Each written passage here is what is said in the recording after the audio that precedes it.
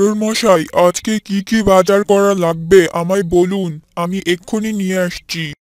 প্রতীক, তুই হচ্ছিস আমার একমাত্র ভরসা। তুই সেই ছোট থেকে আমার এখানে কাজ করিস। তোকে আমি অনেক বিশ্বাস করি। আপনি আমায় এত বিশ্বাস আর ভরসা করেন জন্যই তো আমি এখনো আপনার এখানে আছি। আমার প্রতি এত ভরসা যেন সবসময় থাকে। হ্যাঁ রে, তা তো অবশ্যই। যা এবার বাজার করে নিয়ে আয়। তোর যা যা ভালো লাগে তাই কিনবি। ঠিক আছে মোড়ল মশাই। এরপর প্রতীক সেখান থেকে বাজারে চলে গেল আর বাজার করে নিয়ে এলো।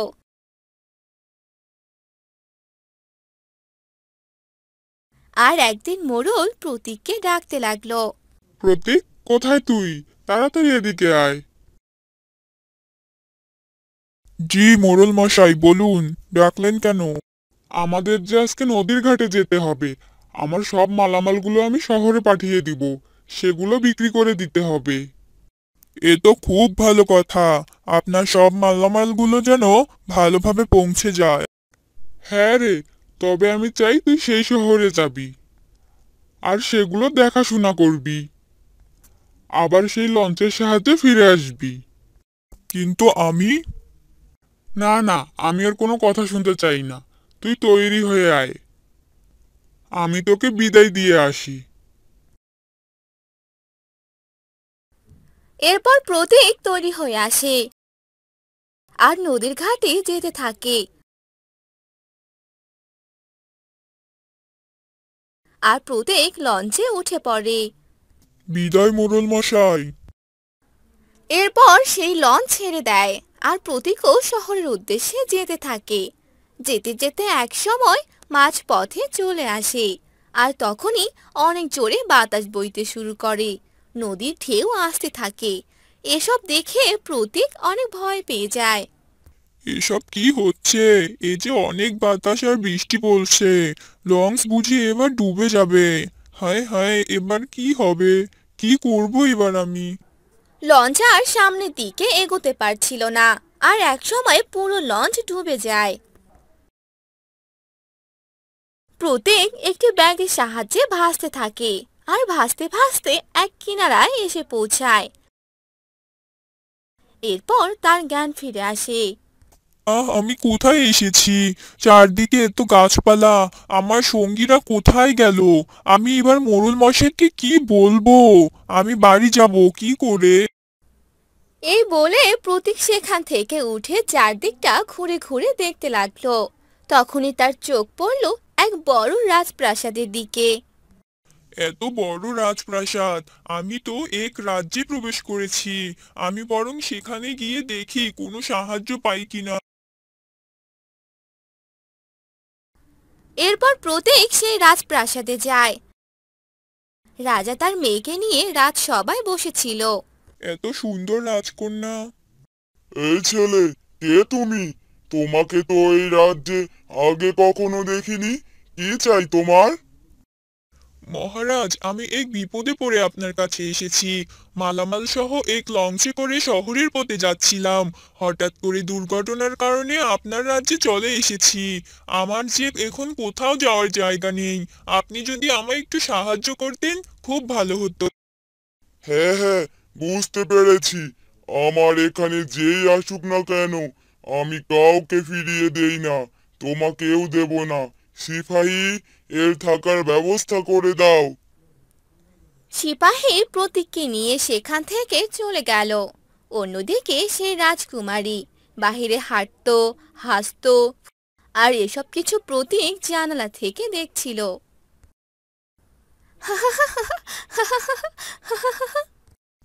কি অপরূপ হাসি, আর দেখতেও কত সুন্দর! আমি এই প্রথমবার এত সুন্দর কাউকে দেখছি। মনে হচ্ছে আমি রাজকুমারীকে ভালোবেসে ফেলেছি। রাজকুমারী, তাড়াতাড়ি চলে এসো। এই তো বাবা, এক্ষুনি যাচ্ছি। আর একদিন সিপাহী দৌড়ে রাজার কাছে আসতে লাগলো। মহারাজ মহারাজ, এক ভয়ঙ্কর খবর পেলাম। ভয়ঙ্কর খবর? কি হয়েছে সিপাহী? আমাদের পাশের রাজ্যের রাজপুত্র লক্ষণ সে আমাদের পাতালপুরের রাজকন্যাকে বিবাহ করতে চায়। আর আপনি যদি রাজকন্যার সাথে লক্ষণের বিয়ে না দেন তো লক্ষণ আমাদের রাজ্য ধ্বংস করে দিবে। না, এ কখনোই হতে পারে না। আমি আমার মেয়েকে কখনোই ওর সাথে বিয়ে দেব না। ওরা যে আমাদের শত্রু। এখন আপনি কি করবেন মহারাজ? সেটাই তো ভাবতে হবে সিপাহী, কি যে করব।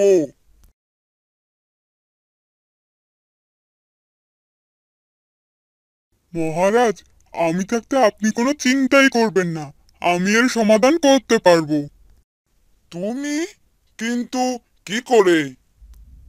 রাজপুত্র লক্ষণকে বলুন আমার সাথে লড়াই করতে, যদি সে আমার সাথে লড়াই করতে পারে তাহলেই সে এই পাতালপুরের রাজকন্যাকে বিয়ে করতে পারবে, আর যদি না পারে তাহলে আমি রাজকন্যাকে বিয়ে। কি? কি বললে তুমি? তুমি আমার মেয়েকে বিয়ে করবে? না, এ কখনোই হবে না। মহারাজ, রাগান্বিত না হয়ে শান্ত মাথায় ভেবে বলুন, না হলে সেই শত্রু রাজপুত্র আমাদের কন্যাকে বিয়ে করে ফেলবে। এতে আমাদের রাজপ্রাসাদ ও রাজকন্যার অনেক বড় ক্ষতি হবে। আরে তাই তো। সিপাহী, তুমি তো একদম ঠিক কথা বলেছ। ঠিক আছে, তাহলে আমি এ প্রস্তাবে রাজি আছি। সিপাহী, রাজপুত্র লক্ষণকে খবর দাও, সে যেন লড়াই করার জন্য প্রস্তুত থাকে। এরপর সিপাহী রাজপুত্র লক্ষণকে খবর দিল। সে লড়াই করার জন্য পাতালপুরীতে এলো আর প্রতীকের সাথে লড়াই করতে লাগলো। প্রতীক লক্ষণকে তলোয়ার দিয়ে অনেক আঘাত করতে লাগলো। আঘাত পেয়ে লক্ষণ অনেক দুর্বল হয়ে পড়ল আর লড়াই করতে পারলো না। সে হেরে গেল আর প্রতীক জিতে গেল। হেরে যাওয়ার কারণে লক্ষণ সেখান থেকে চলে গেল।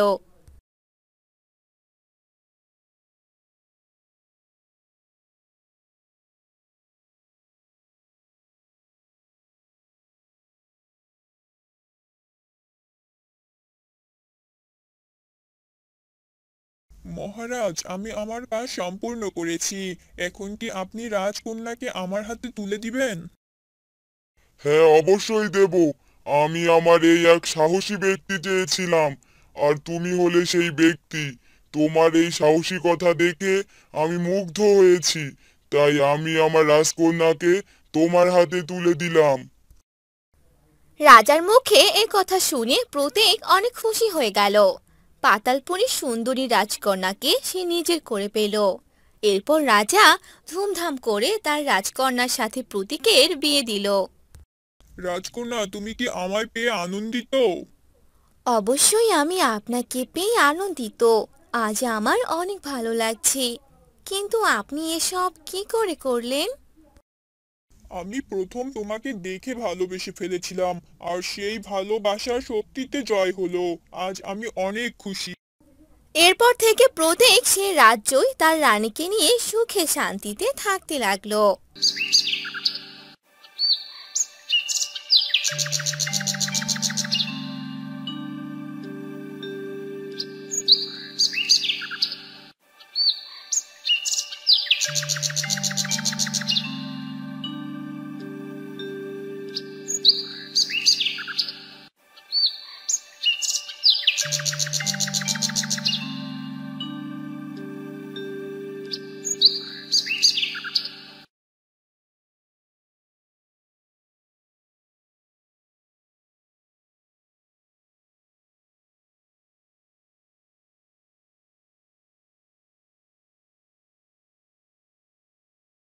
রাধা, রাধা, কই রে মা? কোথায় গেলি? এই তো চুলে তেল দিচ্ছি মা। এই কলসিটা নিয়ে পুকুরে যা তো, জল নিয়ে আয়। না মা, আমি এই রোদে ঘর থেকে কোথাও যেতে পারবো না।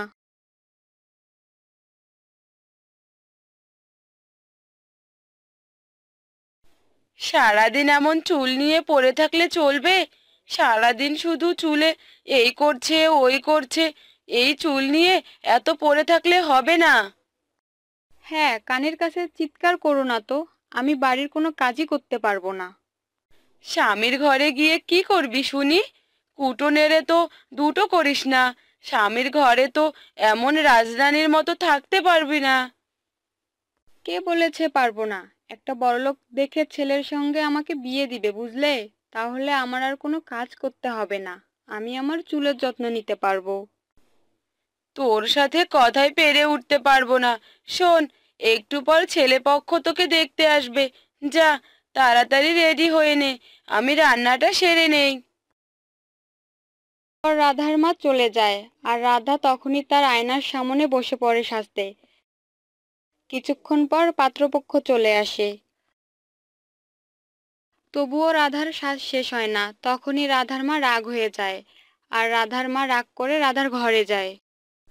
কি রে রাধা, এখনো আয়নার সামনে বসে আছিস? এই চুলগুলো এখনো আঁচড়ানো হয় না? ওনারা যে চলে এসেছে। আর একটু, এই তো চলে যাচ্ছি। এরপর রাধা বাহিরে আসে আর পাত্রের সামনে যায়। পাত্র কে? এখানে দুজনেই তো বয়স্ক। ওই তো, উনি হলো পাত্র। মা, কি সব বলছো তুমি? এই টাকওয়ালা বয়স্ক লোকটা? মা, আমার ছেলে পছন্দ হয়নি, আমি এই ছেলেকে বিয়ে করতে পারবো না। আমার কত সুন্দর চুল, আর আমি কি না বিয়ে করব এই টাকওয়ালাকে? এরপর রাধা রাগ করে তার ঘরে চলে যায়। আমাদের এভাবে ডেকে এনে অপমানের মানে কি? আপনার মেয়ের এত অহংকার, আমার ছেলেকে টাকলা বলে, চুলের এত অহংকার। চল বাবা, এর থেকে ভালো মেয়ের সাথে তোকে বিয়ে দেব। পর পাত্রপক্ষ রাগ করে চলে যায়, আর রাধার মা রাগ করে রাধার ঘরে যায়। এটা তুই কি করলি? ছেলেটা কত বড় লোক, তুই জানিস? সারা জীবন পায়ের ওপর পা তুলে খেতে পারতি। তুমি চুপ থাকো তো। কলেজে কত সুন্দর সুন্দর ছেলেরা আমার এই চুলের জন্য আমার পেছনে ঘুরতো, জানো? আর আমি কি না এই টাকওয়ালা বুড়োটাকে বিয়ে করব?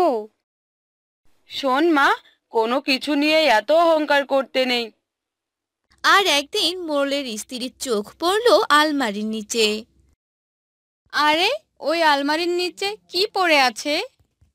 ওটা তো চকচক করছে, গিয়ে দেখি তো একবার। এ কথা বলে মোড়লের স্ত্রী সেই আলমারির কাছে গিয়ে সেই জিনিসটা হাতে নেয়। আরে, এটা তো আমার গহনাটা, যেটা কয়দিন আগে হারিয়ে গিয়েছিল। আর এটা কিনা এখানে পড়ে আছে। আর আমি সেদিন বিমলকে অনেক কথা শুনিয়েছিলাম। না না, আমি যে গহনাটি পেয়েছি, এ কথা আমার স্বামী জানতে পেলে আমায় অনেক কথা শোনাবে। আমি বরং এটা অন্য জায়গায় রেখে দেই। মোড়লের স্ত্রী তার গহনাটি অন্য স্থানে রেখে দিল আর মনে মনে বলতে লাগলো, আমি কি না বিমলের সাথে অনেক বাজে ব্যবহার করলাম? না, এ কাজ করা আমার ঠিক হয়নি। আর আমি যে গহনাটি পেয়েছি, এটিও যেন কেউ জানতে না পারে। এ কথা বলে মোড়লের স্ত্রী ঘর থেকে বাহিরে যায়। আর তখনই মোড়লের সাথে বিমল কথা বলতে থাকে।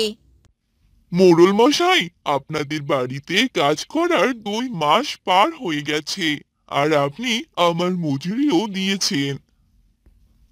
আর তাই আমি আমার বাড়িতে আপনাদের নিমন্ত্রণ করলাম। আপনি মালকিনকে নিয়ে কাল অবশ্যই আসবেন। ঠিক আছে, অবশ্যই যাব। এ কথা বলে বিমল চলে গেল। আর মোড়লের স্ত্রী মোড়লের কাছে এলো।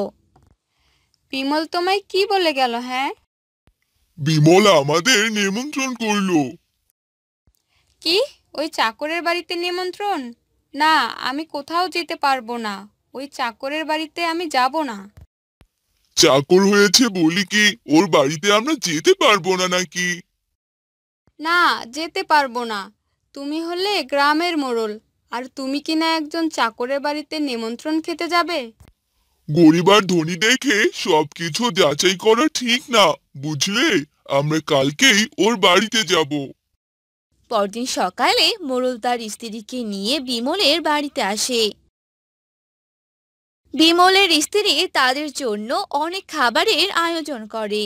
এরপর মোড়ল ও তার স্ত্রী খাবার খেয়ে নেয়।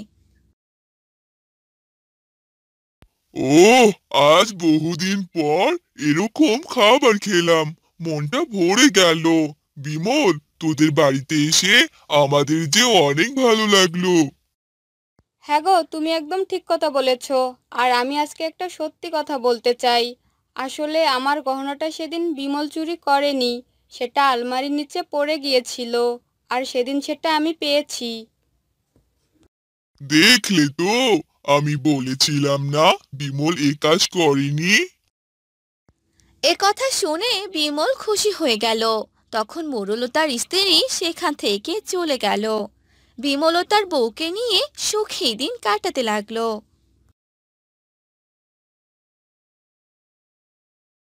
কি গো, আজকে মাছ ধরতে যাবে না?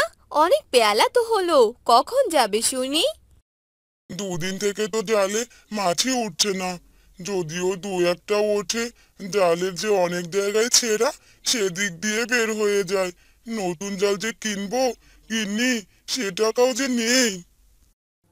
আচ্ছা শোনো, আমি জাল সেলাই করে দেই, তুমি যাও। ঘরে তো কোনো বাজার নেই, যে দুটো মাছ পাবে তা বিক্রি করে বাজার করে নিয়ে এসো। আচ্ছা ঠিক আছে গিন্নি, দাও, জাল সেলাই করে দাও। যাই, দেখি আজ ভাগে মাছ জোটে কিনা। হরির বউ হরিকে জাল সেলাই করে দেয়। হরি জাল নিয়ে নদীতে যায়। নদীতে গিয়ে জাল ফেলে। বেশ কিছুক্ষণ এদিক ওদিক জাল ফেলার পরে জালে 4টে মাছ ওঠে।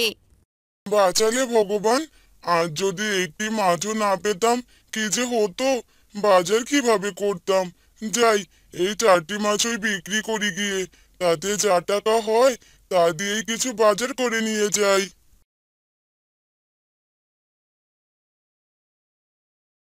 হরি সেই 4টি মাছ নিয়ে বাজারে যায়। সেগুলো বিক্রি করে কিছু শাকসবজি কিনে নিয়ে বাড়িতে যায়। গিন্নি, ও গিন্নি, কোথায় গেলে গো? এই তো আমি। মাছ পেয়েছো আজ? হ্যাঁ গো, পেয়েছি। 4টা মাছ পেয়েছি, সেগুলোই বাজারে বিক্রি করে কিছু শাকসবজি নিয়ে এলাম। আচ্ছা দাও, যা এনেছো তাই দাও, রান্না করি গিয়ে। তুমি হাত মুখ ধুয়ে একটু বসো, আমি রান্না করে খেতে দিচ্ছি। আচ্ছা ঠিক আছে, যাও।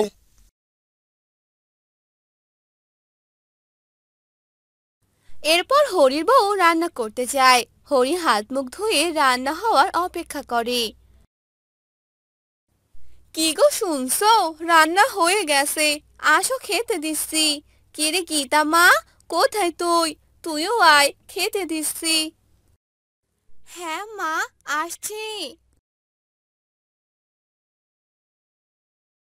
এরপর হরির বউ হরি আর তার মেয়েকে খেতে দেয়। আজকেও এসব শাকসবজি রান্না করেছো মা? রোজ রোজ এসব খেতে আর ভালো লাগে না। খেয়ে নে মা, আমাদের অবস্থা তো জানিস। তোর বাবা জালটা সেরা, মাছ সেই সেরা দিয়ে বেরিয়ে যায়। বাবা, একটা নতুন জাল কিনলেই তো পারো। কত দিন হলো ভালো মন্দ কিছুই খাই না। হ্যাঁ মা, কিনবো। এখন যে টাকা নেই রে, টাকা হলেই নতুন জাল কিনবো।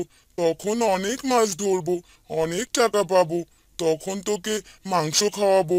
এখন একটু কষ্ট করে খেয়ে নে মা। ঠিক আছে বাবা, খাচ্ছি। খাওয়া দাওয়া শেষ করে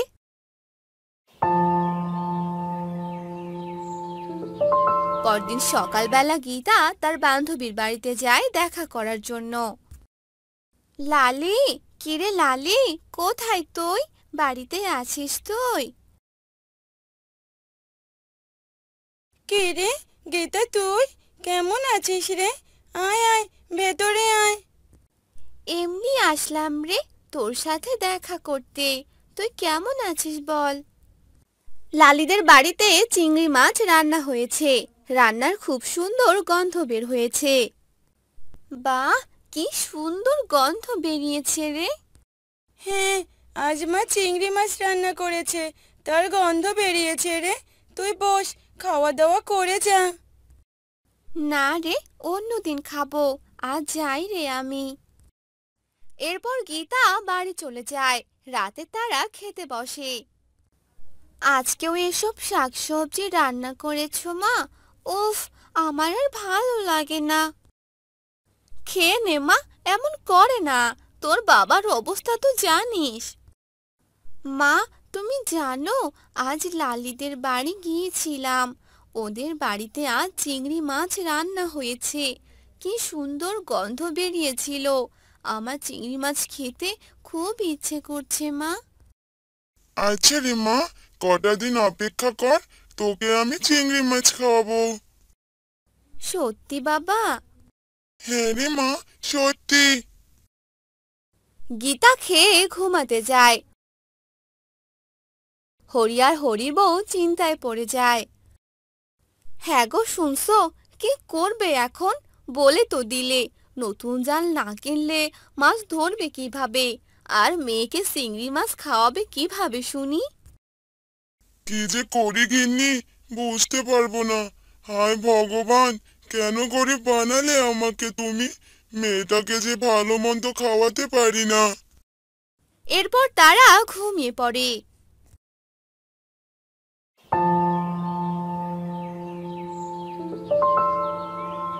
গিন্নি, আমি নদীতে গেলাম। এই সেরা জাল দিয়ে কি মাছ পাবে তুমি? ভগবানের ভরসা গিন্নি, দেখি কি হয়। এরপর হরি জাল নিয়ে নদীতে যায়। এদিক ওদিক জাল ফেলে, কিন্তু কোনো মাছ ওঠে না। আবার জাল ফেলে হরি জাল তুলে দেখে অনেক বড় একটা চিংড়ি মাছ উঠেছে। এত বড় চিংড়ি মাছ!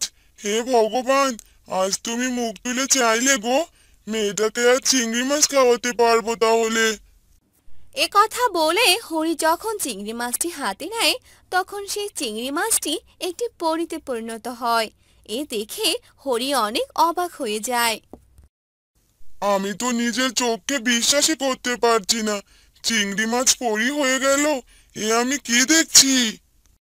তোমাকে অনেক ধন্যবাদ। তোমার জন্য আমি আমার অভিশাপ থেকে মুক্তি পেয়েছি। আমি আমার আগের রূপ পেয়েছি। এসব তুমি কি বলছো? আমি তো কিছুই বুঝতে পারছি না গো। আমাকে এক সাধু অভিশাপ দিয়েছিল আমার এক ভুলের কারণে। আমাকে চিংড়িতে পরিণত করে দেয় আর বলেছিল আমি সেদিনই অভিশাপ মুক্ত হব। যে কোনো সৎ আর ভালো ব্যক্তি আমাকে স্পর্শ করবে। তুমি সৎ আর ভালো মানুষ, তাই তো আমি অভিশাপ থেকে মুক্তি পেলাম। ভেবেছিলাম মেয়েকে আর চিংড়ি মাছ খাওয়াবো, তা হলো না। তুমি কোনো চিন্তা করো না, তোমার সব সমস্যার সমাধান হয়ে যাবে। এখন তুমি বাড়ি যাও। এরপর পরি চলে যায়। হরিও বাড়িতে চলে আসে। রাতে তারা ঘুমিয়ে পড়ে। রাতে হরির বাড়িতে চিংড়ির বৃষ্টি হয়। বাবা, এ তো চিংড়ির বৃষ্টি হয়েছে মনে হচ্ছে। এ তো চিংড়ি মাছ। তাই তো দেখছি রে মা, সবই ভগবানের দয়া। সবাই অনেক খুশি হয়ে যায়। আর তারপর থেকে তারা সুখে শান্তিতে দিন কাটায়।